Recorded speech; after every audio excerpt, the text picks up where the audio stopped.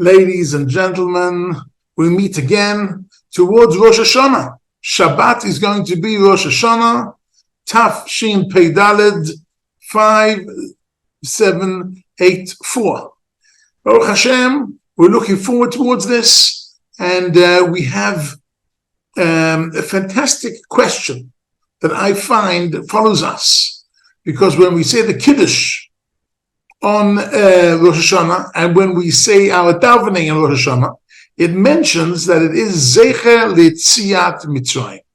It is to commemorate the exodus from Egypt. I don't understand. I know that Pesach is to commemorate the exodus from Egypt. I even understand that Shavuot is commemorating the exit from Egypt because we went out of Egypt in order to accept the Torah. I even understand Sukkot because those are the huts, those are the booths in which we sat when we were in the desert. Even Shabbos, I understand that we say Shabbos is Zecher L'Tziat Mitzrayim because in the Ten Commandments it says they have to keep Shabbos because you have to remember that you are a slave once in the land of Egypt, and HaKadosh Baruch Hu saved you from this slavery, and that's why you're keeping your Shabbos, because you're free to keep your own Shabbos.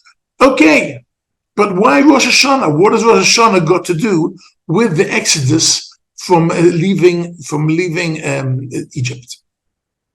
Rav Kook has an interesting idea here, which is based on the pasuk in Shmos, which says, "V'yidatem ki ani Hashem Elokechem hamotzi etchem mitachat sivlot Mitzrayim," which means when HaKadosh Baruch Hu explains to Moshe Rabbeinu how this is going to happen, he says, it doesn't say, "I'm going to take you out," and it doesn't say, "I took you out."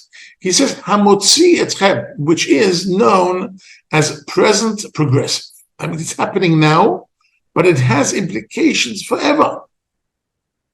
This is a story which is currently happening, but even so, its ramifications will be forever and ever. So the question is, why is it necessary for Yetziat Mitzrayim to be present progressive? Why is it important that it should be an everlasting event? So to understand that, we look at the Mechilta, which is the Medrash on Shmos, and we'll ask this interesting question: why were the Ten Commandments not put in the very beginning of the Torah? If the Torah is mainly to give us commandments, so it should start with the Ten Commandments. Why does it? We finish the first book, Bereshit, and then we get a few parshiot, Shmos Ve'ero Bo B'Shalach Yisro, on the fifth parsha of the second book.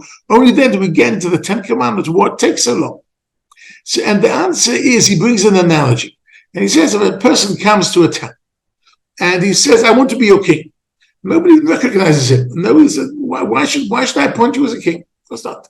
However, if this person comes to a new town, and he builds walls to protect the town, for security, and he digs wells in order to supply more water to the town, and he helps them win wars against the enemies. So then they go to him and say, "We want you to be our king because we've seen great things you've done."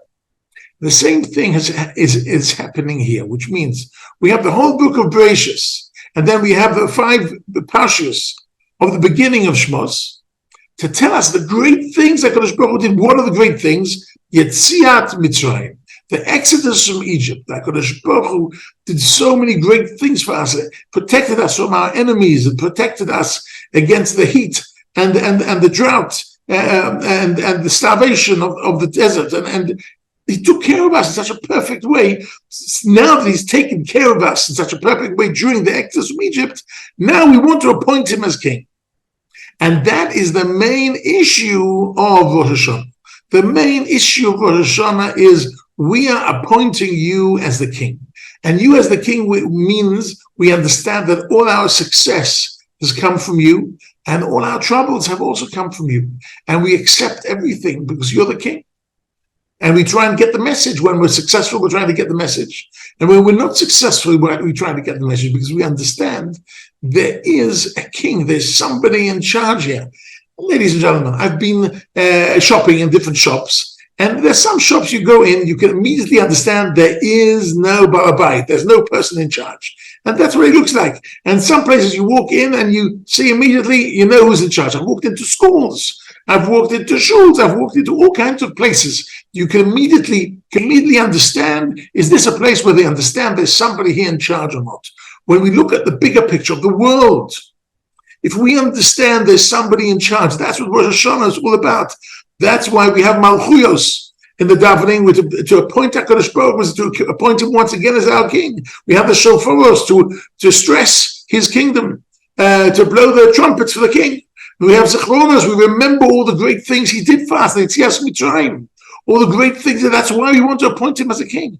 And this is very important because on a personal level, if I know he's king, I want to worship him and do what he asks from me. But on a national level, also, we understand he's the king and we should do what he's been asking us. But the final objective is what we say at the end of Oleinu L'Shabech. V'al kein nekaveh. And therefore we have a tikva, we have a hope. What is our hope? V'kablu kulam et ol malchutecha. That the whole world will understand that you, HaKadosh Baruch Hu, is the one and only king. You are the one and only king. And therefore, they will do what they should be doing. And therefore, we will, with all our might, this Rosh Hashanah, be davening, making you the king, so it'll impress us as individuals. The Ten Commandments were written in not in plural, in personal. It's a personal thing. All the mitzvahs are given personally to each one of us.